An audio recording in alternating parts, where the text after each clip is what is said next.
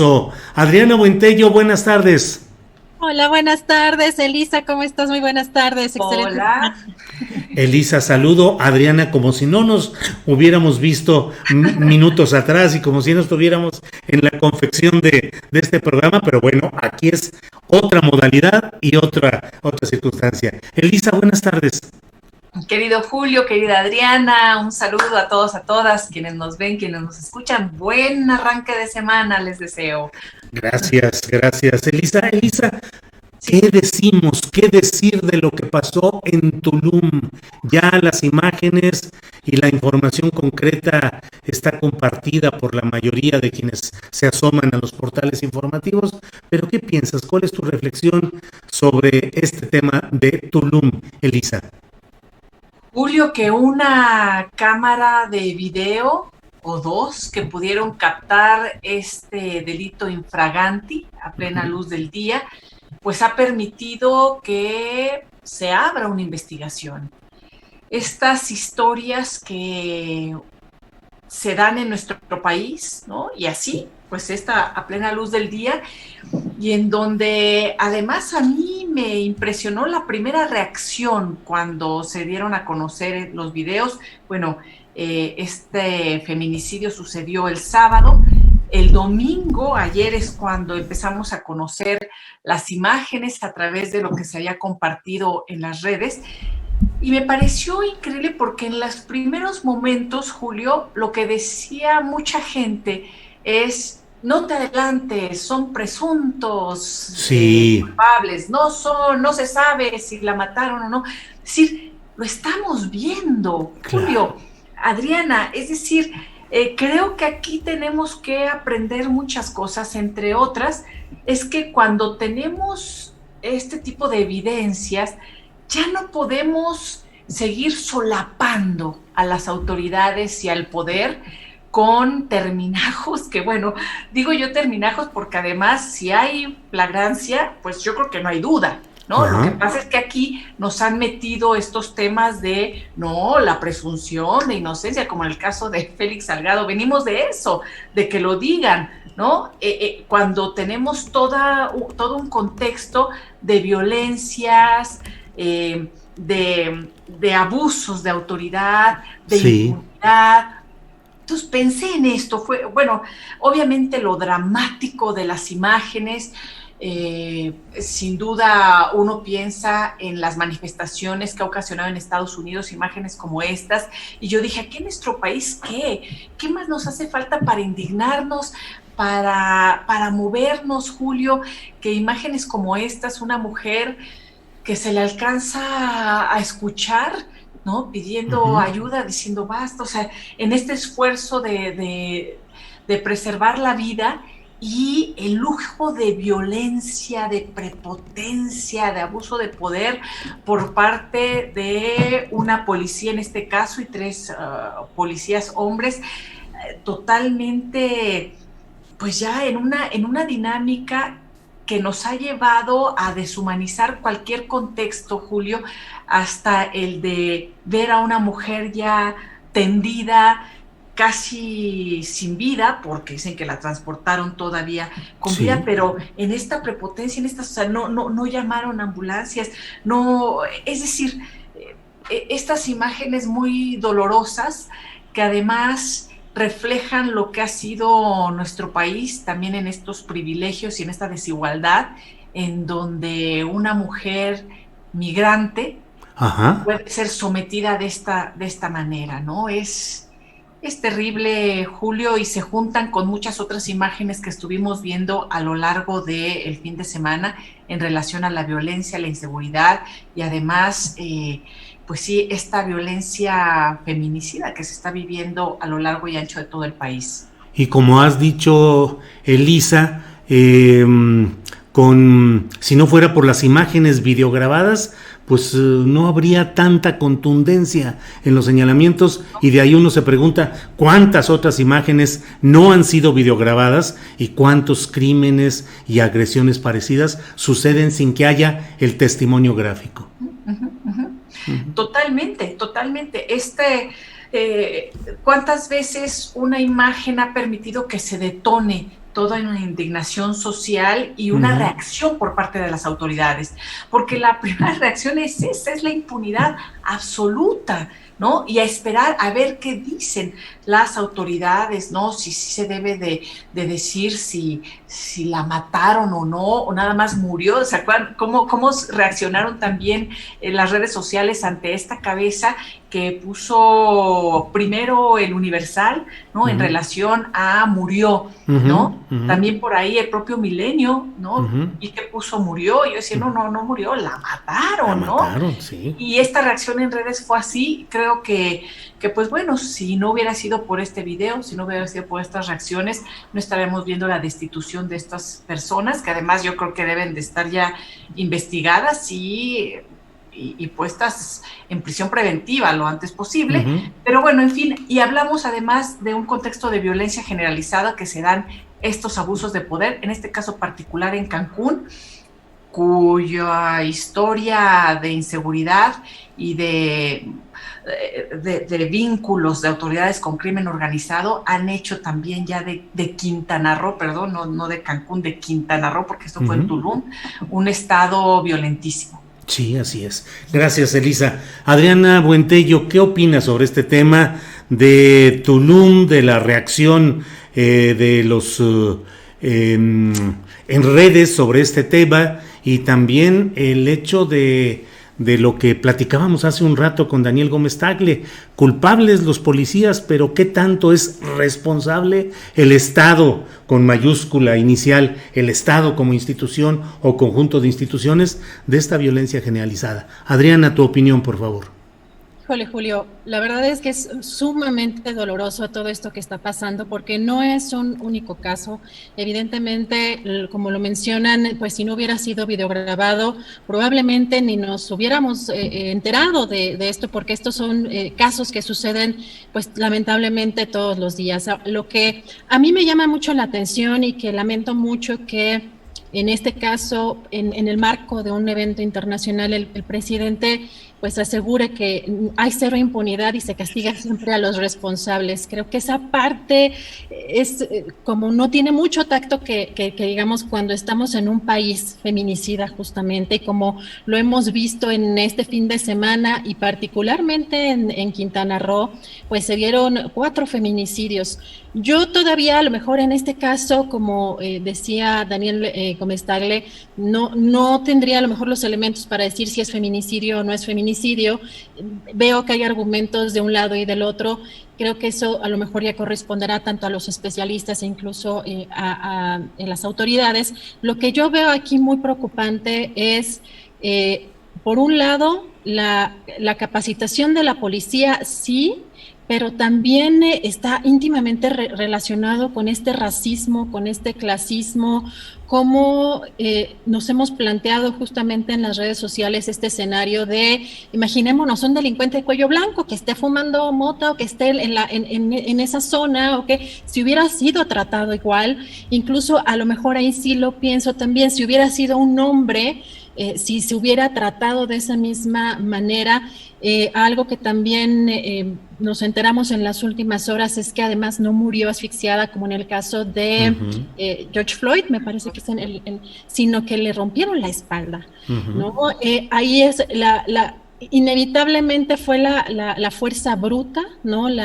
Pero efectivamente que hay que determinar cuál es la responsabilidad, digamos, a nivel del policía, que sí se vio, tiene una responsabilidad y ya está siendo incluso trasladado, los policías están siendo trasladados, pero a nivel de Estado también, ¿cómo estamos capacitando a las policías? Pero también, ¿cómo estamos nosotros como seres humanos? Porque yo veo que también parece que entre nosotros mismos, como clase baja, incluso a lo mejor la media dicen que hay cada vez menos clase media, pero nos despreciamos entre nosotros mismos. Es decir, son agresiones entre nosotros mismos como ciudadanos. ¿Qué tanto el racismo y el clasismo ha impulsado que entre nosotros mismos tengamos este tipo de actitudes?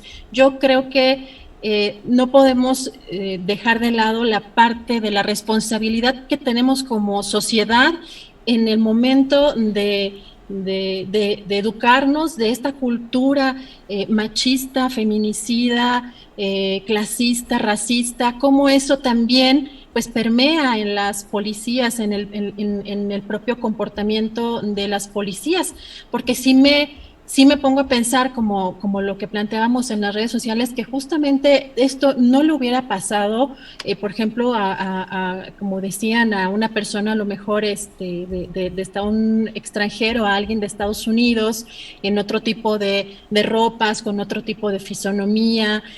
Yo creo que sí tenemos que plantearnos cómo estamos nosotros, no nada más capacitando a las policías, sino también cómo nosotros estamos interactuando. O sea, el machismo y el racismo y el clasismo que el presidente dijo que se está combatiendo más que nunca desde su gobierno. Yo no cantaría victoria o yo no lanzaría este tipo digamos como como si fueran de aciertos ya consumados, cuando estamos viendo lo que está pasando día a día. Yo veo que incluso, pues, como vimos, esto fue muy claramente grabado, pero también en el caso que ponía Daniel Gómez Tagle de Tijuana, ¿no? El año pasado, por ahí de marzo, el caso de Oliver López. Yo no recuerdo que haya sido realmente sancionado ese tema, o no supe ya la verdad en qué quedó, pero me parece que la mayoría de estos casos quedan en la impunidad, aunque hay video. Y en este caso, pues evidentemente también está la presión de un gobierno extranjero. Uh-huh, uh-huh. Bueno, pues ese es el punto de vista de Adriana Buentello sobre este tema tan polémico y tan interesante. Elisa, entiendo que tus papitos ya se vacunaron, ya recibieron la vacuna, ¿verdad? En este tema del COVID-19. Te lo pregunto o lo comento porque pues ya estamos en Semana Santa. Andamos muy sueltitos, muchos, como que hemos bajado la guardia, como que ahí la llevamos, y sin embargo el propio presidente López Obrador advierte que sí hay una amenaza de una tercera ola de contagios. ¿Cómo ves nuestro comportamiento social respecto a esta circunstancia y lo que puede venirse, Elisa? Mal, Julio, lo veo mal porque no estamos conscientes de la gravedad y del riesgo, no solo en ponernos a nosotros mismos. Creo yo que también aquí hay una gran dosis de egoísmo por parte de quienes creen que no les va a pasar nada, o de que, bueno, yo soy una persona más joven, seguramente no me va a suceder, y entonces relajamos las medidas y ponemos en riesgo a aquellas personas, por supuesto, nuestra propia vida, porque nada está escrito, pero también pues a los adultos mayores. Y hay que recordar que, bueno, sin duda es una alegría poder pensar en que reciban nuestros adultos mayores esta primera dosis, pero esta primera dosis no significa que ya estén protegidos del SARS-CoV-2. Hay que recordar que incluso necesitan la segunda dosis y después tiene que pasar tiempo después de la segunda para que su cuerpo empiece a generar las defensas correspondientes. Entonces todavía estamos en un momento de mucho riesgo, Julio, de mucho contagio. La curva jamás se domó en nuestro país, ha estado arriba y arriba ha permanecido ondulante, digamos, o a lo mejor hacia acá, pero con unos niveles de contagio y unos niveles de un índice de mortalidad y de letalidad terrible. Entonces sí, en nuestro país se están viviendo condiciones que no se viven de igual manera en otros.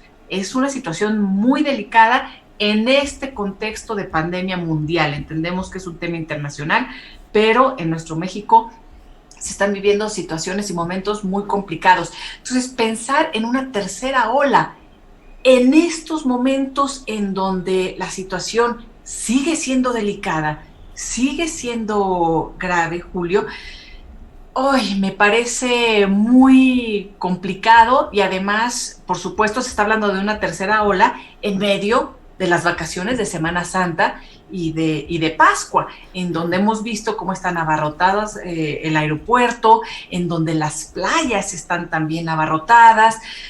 Por ahí alguien decía, sí, muy bien, a los migrantes los están deteniendo en la frontera por el tema de COVID, porque eso fue también parte de lo que informaron las autoridades federales, que era por COVID, mientras que se están aceptando aquí a los Spring Breakers y a los extranjeros en Tulum y en Cancún ¿no? Eso sí, bienvenidos.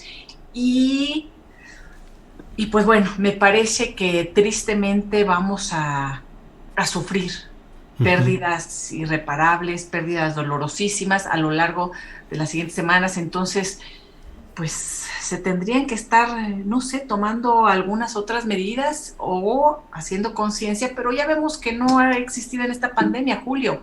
Ha sido impresionante cómo nos hemos comportado como sociedad, en donde, te digo, yo creo que existe esta idea y este egoísmo de que seguramente a mí no me va a pasar nada, ¿no? Así es, Elisa, así andamos en esta ruleta rusa en la cual algunos dicen, pues si me toca, ya me tocó, ya veremos qué sucede, pero pues no hay esa solidaridad y esa sabiduría social. Deberíamos ser también sabios, entender, leer, apreciar de lo que está sucediendo. Adriana, ¿cómo ves? ¿Cuál es tu opinión sobre todo este comportamiento colectivo, lo que viene en Semana Santa y cómo vamos en cuestión del suministro de vacunas? Adriana, por favor. Yo veo que sí se han estado preparando, particularmente creo que estas negociaciones con lo de AstraZeneca son especialmente para enfocarnos en el tema de Semana Santa. O sea, quieren realmente cumplir con los calendarios. El presidente todos los días informa de que quiere ya terminar en tal mes. Se tuvo que aplazar un mes porque estaba contemplado para marzo el que se vacunaran a todos los adultos mayores. Ahora, el día de hoy incluso dijo que se prevé que a mediados de abril o a más tardar a finales de abril se pueda ya alcanzar a vacunar a todos los adultos mayores. Creo que sí hay un esfuerzo genuino por parte del gobierno. Sin embargo, lo que sí hemos visto es que la sociedad también tiende pues a ser un poco egoísta, como en algunos momentos, como decía también Elisa. Creo que aquí el punto es, y lo que me parece grave es que son días, no son nada más 2 fechas como en el caso de Navidad. Claro que en esa época de frío, pues sabemos que es mucho más propenso a ser pues más contagioso el virus. Sin embargo, eran 2 fechas, ¿no? Lo que era 31, el 24. Acá son varios días y pues donde la gente sale a vacacionar, yo creo, y donde están expuestos a muchas más comunidades o a grupos más amplios. Sí me preocupa porque sí ya hemos visto las filas, ya hemos visto el aeropuerto, la gente incluso de pronto también veía algo muy cierto que criticaban, el tema de hasta la ropa, la cantidad de maletas. Pues yo creo que si esta pandemia algo nos tiene que estar enseñando es incluso a viajar más ligeros en general en la vida, no nada más técnicamente o literalmente en la cuestión de la ropa, sino en ser hasta más prácticos. Creo que ya somos muy pocas las personas que realmente estamos respetando la sana distancia y lamentablemente eso va a traer consecuencias. Yo veo aquí que sí hay un riesgo muy importante de que se empiecen a saturar los hospitales, lamentablemente, nuevamente en algunas semanas. Sin embargo, creo que también ya hay un avance que pues quizá podamos notar en cuestión de los adultos mayores, que decía el propio presidente y el canciller que si se lograba vacunar a los adultos mayores se reducía en 80% la mortalidad, ¿no?, de esta pandemia. Así que pues ojalá que la gente reflexione en estas fechas justamente lo que implica también, pues si son fechas religiosas para la mayoría de la gente, pues un poco lo que es el egoísmo y el cómo mejor proporcionarle o brindarle mejores deseos incluso y realmente al personal de salud para que no esté ya pues sobreexpuesto. Yo creo que el personal de salud ha sido fundamental en esta etapa, y si bien nosotros ya estamos cansados de estar encerrados y en este confinamiento, la verdad es que el personal de salud ya lleva más de un año trabajando sin descanso. creo que pues sí es momento también de pensar en ellos. Sí. Julio, sí, adelante. Con este tema de la vacuna me gustaría decir como varias cosas. Yo creo que para quienes salgan de vacaciones en estos momentos, a su regreso deberían de estar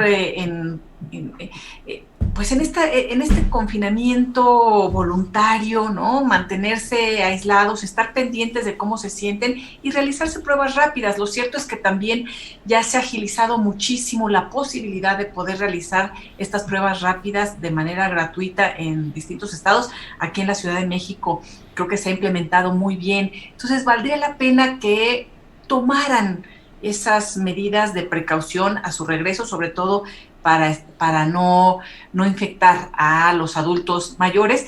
Y porque además me preocupa, todavía falta tiempo, Julio. Sabemos que los adultos están recibiendo estas vacunas, me da muchísimo gusto. Ya mañana inician con las otras 3 alcaldías en Ciudad de México, sí. El viernes con las más pobladas, unas de las más pobladas, Iztapalapa, con Gustavo Amadero. Es decir, qué bueno, esta semana se arranca. Es una excelente noticia y además hay que decir que yo creo que aquí en la Ciudad de México se ha hecho un muy buen trabajo en el tema de la vacunación. Sí hemos reportado y hemos informado de los distintos estados y cómo se lleva a cabo, y en la Ciudad de México ha sido un trato de una organización que debe destacarse, creo yo. Pero bueno, además seguimos en una situación delicada. A mí me da todavía me da mucho nervio, Julio, pues quienes tenemos que seguir trabajando. Y la verdad estamos muy expuestos, y a mí me impresiona cómo, por ejemplo, en el trabajo ha habido muchos colegas y muchas colegas con COVID infectadas. Algunos ya están regresando, sí, ha habido ahí un tema fuerte, pero incluso jovencitos, pues generalmente hay gente muy, muy joven trabajando en las oficinas, en estos trabajos que son considerados como esenciales y que que hemos tenido que estar presentes a lo largo de toda esta pandemia, y les ha pegado durísimo, Julio. Ha sido muy fuerte. Yo no sé si tenga algo que ver también con todo este tiempo, con algunos tipos de mutaciones que ya nos han dicho las propias autoridades que ha tenido el virus, que ahora se contagia mucho más rápido. De verdad, tengo colegas jovencitos que se han mantenido totalmente con las medidas sanitarias, Julio, doble cubrebocas, lentes, careta, no se lo quitan, ni a sol ni a sombra. Yo me quito el cubrebocas cuando voy al aire. Y aún así se han contagiado. Entonces a mí me preocupa muchísimo. Yo, por ejemplo, que me dio en noviembre, ahora que hubo este brote en el trabajo, me hice la prueba rápida, después me hice la de sangre, me hice la PCR, afortunadamente salí negativa, pero ya no tengo anticuerpos, Julio. Por ejemplo, ya en la de sangre ya no tengo, y pues falta todavía mucho tiempo. Nos falta todavía pues a muchos y a muchas un camino de algunos meses por recorrer. Sí, así es, Elisa. Adriana, ¿tú cómo has visto pues al menos lo que vemos en las redes sociales? A mí me ha parecido que ha habido mucho reconocimiento a la manera como en la Ciudad de México se ha aplicado la vacuna. Lo he visto escrito incluso por opositores al gobierno en general de Morena o de la 4T. Con un reconocimiento a la manera, claro, siempre con los negritos en el arroz, como siempre. Habrá algunos lugares o algunos momentos en los que no es tan fluido, pero en general pareciera que se ha hecho de una manera muy, muy adecuada en la Ciudad de México, Adriana. Eso es lo que hemos estado viendo justamente tanto en las redes sociales como en la cobertura de los medios. Mañana me tocará comprobarlo porque voy a acompañar a mi mami. Así que sí, ya le toca a mi mamá mañana, entonces ya les reportaré incluso pues cómo nos fue. La parte que me preocupa incluso más a largo plazo es el tema de las secuelas. El tema de las secuelas de toda la humanidad. O sea, lo que ¿Qué me dices, Adriana? Sí, pero tú eres uno de los casos, Julio, más visibles, porque pues evidentemente la trascendencia que tiene tu nombre, pero lo que hemos visto incluso con gente cercana también de amistades que llevan ya casi un año con depresión, que llevan un año con dolores musculares tremendos o dolores de cabeza, y todavía no se sabe bien a bien. Veo dos panoramas aquí complicados que creo que ya debería México estar anunciando incluso adelantarse, es más, yo lo propondría así, adelantarse a otros países que yo no he visto que tengan programas integrales sobre este tema del long COVID o las secuelas, de uno, la cuestión productiva en las personas va a ser, o sea, el impacto productivo va a ser brutal. O sea, la gente que sigue con un cansancio, que sigue con muchos dolores, ¿cómo va a influir eso en la productividad y en la economía en este país? Y también una investigación de realmente los efectos de esto va a ser todavía un largo plazo. Si todavía no conocemos los efectos del COVID, y todos los órganos que afecta, pues menos de las secuelas, pero yo veo que como humanidad estamos súper atrasados en el tema de las secuelas. Yo sé que estamos en una época en la que todos estamos buscando contener a como dé lugar esta pandemia, pero me asomo de pronto a la gente que ya tuvo esta enfermedad y que no puede reintegrarse a su vida cotidiana, lo cual en medio de una crisis económica mundial, me parece todavía que puede agravar, ¿no? El planeta entero, el caminar de un planeta entero, la productividad y cómo vamos a incluso el tema de los efectos psiquiátricos, psicológicos, pues que ya se está viendo que está afectando. Esa es la parte que a mí me preocupa, de que de entrada ya vemos que estamos buscando contener el virus, sí, y creo que va a llegar un momento en el que eso va a suceder, pero ¿qué sigue? ¿Cuántos años va a tardar el que se logre investigar y determinar cuáles son los efectos a largo plazo de este virus? Así que yo me adelantaría incluso un poco más en esa preocupación, pero sin duda sí creo que la vacunación aquí en la Ciudad de México particularmente va caminando muy bien. Vemos que salen en 15, 20 minutos después de que esperan su tiempo, pero me parece que esa parte es un avance en la vacunación. Yo acá... ¿Cómo estás? ¿Tú cómo te sientes? ¿Cómo estás? Pues cansado, fatigado, a veces un poco desesperado de que dice uno, bueno, exactamente de qué se trata o qué sucede. Tengo que seguir tomando cierta medicina que luego me mantiene más hinchado que de costumbre, pero sobre todo el cansancio, y un cansancio que hace que no puedas abordar de una manera ejecutiva, por llamarlo así, tus asuntos, que te pongas a trabajar, aproveches pues el tiempo y te pongas... No, es un cansancio que abate, que no permite tener mucha profundidad en algunas cosas. Esa es la verdad. Y yo acá en Guadalajara, en Zapopan específicamente, pues estoy pagando un problema de ubicación. Aquí Consuelo Velasco dice, en Guadalajara es un relajo y desorden. Pues sí, pero solo están ahorita vacunando en Guadalajara y no en Zapopan, y yo estoy en Zapopan, y veo que mañana empiezan a poner la vacuna en la delegación Benito Juárez, donde sí vivo yo, donde también vivo pues, pero yo me di de alta en Zapopan, no en la Benito Juárez. Entonces, si voy a la Benito Juárez, me van a decir que no procede. No, pero tú puedes ir, sí, es y lo ha dicho Eduardo Clark y las autoridades, si tú vives en Benito Juárez, tú puedes llevar tu comprobante de domicilio, tu acta de nacimiento y además tu CURP, y con eso es suficiente porque vives ahí. Entonces, con tu acta de nacimiento tú puedes vacunarte aquí en la Ciudad de México. No importa que en el primer portal de mi vacuna te hayas registrado en algún lugar, porque mucha gente se registró en un lugar porque en esos momentos estaba ahí, o porque están viviendo con familiares, o no, pero hay mucha movilidad. Y si tú tienes tu domicilio en Ciudad de México, tú puedes ir, y quienes nos están escuchando también, es válido y pues juego limpio, digamos, como pues dicen por acá, no hay problema. Claro. Pero el tema es si te puedes movilizar, Julio. Sí, todo eso son pues parte de las cosas que tiene uno que ir allá analizando. Pero en fin, regresemos al tema político y al tema... Elisa, pues el tema de Félix Salgado Macedonio, ahí va en espera de que el Tribunal Electoral resuelva cuando presenten las impugnaciones los abogados del propio Félix Salgado Macedonio, que ha dicho que que está metido en ese trabajo de la preparación jurídica de lo que van a decir ante el Tribunal Electoral. Pero Félix Salgado Macedonio dio unas declaraciones muy peculiares, muy fuertes en estos días, donde dijo: aquí el INE se picó el ojo porque no nos conocen. Guerrero tiene historia y no más que nos diga si quiere elecciones el 6 de junio o no. Que nos diga, se los decimos de una vez.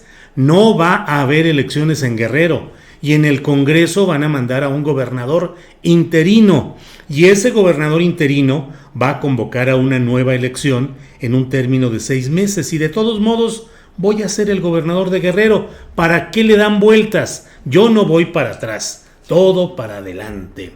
Declaraciones complicadas. Yo nunca había escuchado un emplazamiento así de candidato o campaña alguna a la autoridad electoral, y eso se da en el marco de presiones y señalamientos que tratan de que decline, renuncie o se haga a un lado Lorenzo Córdoba, cuando menos de la presidencia del Instituto Nacional Electoral, que siga como consejero, pero ya no como presidente, con una señalamiento muy claro contra él y contra Ciro Murayama. ¿Qué opinas de todo este conjunto de elementos que te comento, Elisa? Ay, Julio, mira, primero yo siempre digo, cuando tengamos duda, la ley, la Constitución, los reglamentos, ahí vamos, hay que ceñirnos porque la política siempre es caprichosa. Y depende de quienes estén en el poder y de quienes van contando la historia y tienen las herramientas para irlo haciendo. Entonces, centrémonos en lo que dice la Constitución, en lo que dicen las leyes, en lo que dicen los reglamentos. Y sí, analicemos el contexto político, por supuesto, pero vamos ahí ante la duda, porque esto está muy revuelto, Julio. Félix Salgado Macedonio se convirtió, pues básicamente en el candidato de Andrés Manuel, y por eso es el candidato de Morena, porque él desde la conferencia mañanera le dio el espaldarazo, y a pesar de que dentro de Morena estaban muy inconformes, a pesar de escuchar todas las voces de mujeres, a pesar de escuchar además en un contexto más amplio la inconformidad de morenistas por la manera en que se están eligiendo a los candidatos y la manera en la que lo está haciendo Mario Delgado y este comité de elecciones, ¿no? Hay muchísima inconformidad por la opacidad en la que se está dando esto y más bien parecen dedazos. Entonces, en ese contexto, como dicen por ahí, como decía mi abuelita, nunca, fíjate muy bien en lo que deseas y pides porque se te puede conceder, ¿no? Entonces, en ese contexto, ¿qué convendrá a Morena, Julio? ¿Qué le conviene a Guerrero? ¿Realmente es que permanezca Félix Salgado Macedonio? ¿Qué le conviene al presidente Andrés Manuel López Obrador? Que Félix Salgado Macedonio siga como candidato a Guerrero a pesar de las acusaciones de violencia sexual que, como vemos en este país de impunidad, han sido frenadas en la fiscalía local. Ese tema va a quedar ahí aislado, a pesar de que existen estos indicios, por lo pronto ya corroborados por consejeros del INE, por una mayoría de consejeros, en donde también ya hay consejeros y consejeras que fueron votadas por Morena y propuestos por Morena. Ya está la conformación de ese consejo actualmente, en donde la mayoría dijo no está cumpliendo, no cumplió con este reglamento, con la fiscalización. Aquí están las pruebas, aquí están los datos, y esto es lo que se dice. Y lo que dice la ley es que pues se le puede quitar la candidatura. En fin, ¿qué sigue? Pues ceñirse a los procesos legales. Me parece que las declaraciones de Félix Salgado Macedonio no abonan a ese rumbo. Ojalá fueran así. Si lo que dices va a haber un interino y después se va a convocar, mientras sea en el margen legal, Julio, adelante.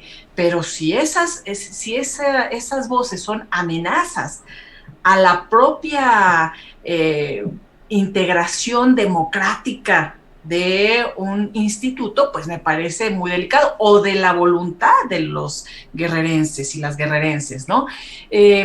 no sé si es una amenaza o es nada más una advertencia de que seguirán los cauces legales, que eso es lo que habría que ver. Si son los cauces legales, yo por mí, adelante, ¿no? Uh-huh. Que lo hagan, como lo van a hacer ahora ante el Tribunal Electoral. Y sabemos que hay un presidente magistrado del Tribunal Electoral muy morenista, ¿no? Muy cercano al senador Monreal y que ha sido muy cuestionado en muchas cosas y permanece como presidente magistrado porque en estos momentos pues está muy cercano al poder, ¿no? Uh-huh. Posiblemente el tribunal le va a regresar la candidatura a Félix Salgado Macedonio. Uh-huh. Eso es muy probable, hay que ver. Va a ser interesante porque son 7 entre magistrados y magistradas, son 2 magistradas y 5 magistrados los que van a decidir al final del día si va o no va Félix Salgado Macedonio. Entonces vamos a ver, va a ser interesante escucharlos, ¿no? Claro, claro. Gracias, Elisa. Adriana, pues te toca cerrar esta mesa del lunes 29 de marzo. Bueno. ¿Qué? Mario Delgado acaba de dar, de poner en su Twitter un comunicado y es interesante lo que dice porque dice que el INE se quedó atorado en el pasado aplicando viejas prácticas del PRIAN, por lo que se tendría que pensar seriamente desde el Congreso de la Unión si renovarlo o exterminarlo. Órale, ¿así exterminarlo? Así está el comunicado, lo pueden ver, lo subió hace 42 minutos en su cuenta de Twitter que dirige a una liga. Sí, yo también cuando lo empecé a ver en los grupos de noticias dije, esto no vaya a ser una fake news y me vaya a aventar yo aquí ¿sí? Un osazo, ¿no? No, sí está en su cuenta de Twitter y en su... Ya lo vi. Y así lo comenta. Yo creo que en este momento estamos viendo un tema muy delicado, pues ya en medio ya de las elecciones, muy, muy delicado en términos de violencia. Las declaraciones de Salgado Macedonio están a nada de ser incendiarias, sino que literalmente incendiarias, sobre todo esto de que menciona que pues se impediría las elecciones en Guerrero si no le regresan la candidatura y sobre todo pues dice que pues está seguro también de que el tribunal se la va a regresar y pues sí, es una especie hasta de advertencia de lo que podría suceder en esa entidad de no hacerlo, pero también conocemos las resoluciones del tribunal que han sido favorables para la Cuarta Transformación. Considerar también que Guerrero es un estado muy activo y muy intenso políticamente hablando y que Salgado Macedonio tiene un gran poder de convocatoria para movilizar ampliamente y pues yo diría que quizá no de una manera tan pacífica a los guerrerenses. Pues yo veo mucha turbulencia en las próximas semanas, esperemos que no violencia, que lamentablemente en este enfrentamiento entre el INE y el presidente, pues estamos viendo este tipo de posturas como la de Mario Delgado que acabamos de ver en su cuenta de Twitter, así que pues nos esperan semanas muy, muy agitadas y esperemos que haya prudencia pues de parte de todos los actores políticos, porque lo que menos necesita este país es más violencia cuando estamos viendo que pues el crimen organizado ha asesinado ya a muchos candidatos, pese a este reforzamiento en la seguridad en este sentido, ¿no? Bueno, pues Adriana, gracias. Y Elisa, pues sí, efectivamente, se tendrá que pensar seriamente desde el Congreso de la Unión si renovarlo o exterminarlo, dice Mario Delgado Carrillo, convertido en Terminator electoral, Elisa. ¿Cómo ves? Oye, Julio, pero entonces ¿a qué vamos? ¿Otra vez a un secretario de Gobernación? ¿Quieren como presidente, ahora secretaria de Gobernación, como presidenta del INE o regresar a la época de Bartlett? Pues bueno, ahí está, ¿no? De una vez, aprovechando que ya está transformado en la 4, ¿no? ¿Hacia dónde, no? ¿Hacia dónde? Yo creo que aquí nuevamente los discursos de propaganda de un lado y del otro pueden ser muy incendiarios, pero hay que ser muy cuidadosos y ver realmente lo que está pasando, lo que dice la ley. Yo creo que lo que sí está haciendo el INE actualmente, que habría que considerar en los comos, es que está aplicando la ley. Lo que pasa es que ya se la pasaban violando la ley de arriba abajo y no pasaba nada, o bien les daban unos castiguitos, ya sabes, bueno, para nosotros castigotes, Julio, con dinero, pero ¿qué implica para los partidos políticos un castigo monetario, ¿no? Cuando realmente pues tienen para votar para arriba, pero eso de quitar candidaturas, pues es una sanción que sí lo contempla la ley, pero es una sanción muy, muy, muy fuerte. Y ahora que dicen sí se aplica la ley, pues está incendiando esto. Entonces, yo creo que sí tenemos que volver a los cauces legales, a los cauces democráticos, no porque a quienes lleguen en el poder en estos momentos no conviene un grupo o en otro, tienen que terminar con toda esa estructura. Yo creo que hay procesos que se tienen que discutir y que se tienen que seguir adelante.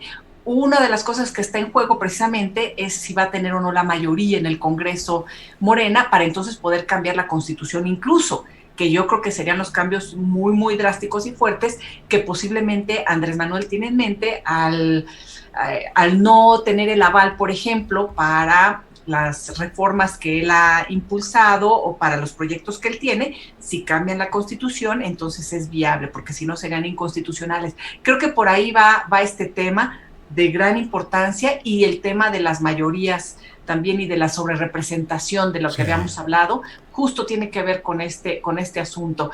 Ya en otros años, en el 96, por ejemplo, se contemplaban reglas muy claras en relación a la representación proporcional, que a lo mejor se tendrían que volver a ellas. En fin, son otras discusiones, pero, híjole, yo, como Adriana, no, también apostaría mejor por la prudencia en estos momentos de tanta violencia, de tanta inseguridad y de una clase política que ha quedado a deber a la ciudadanía, Julio.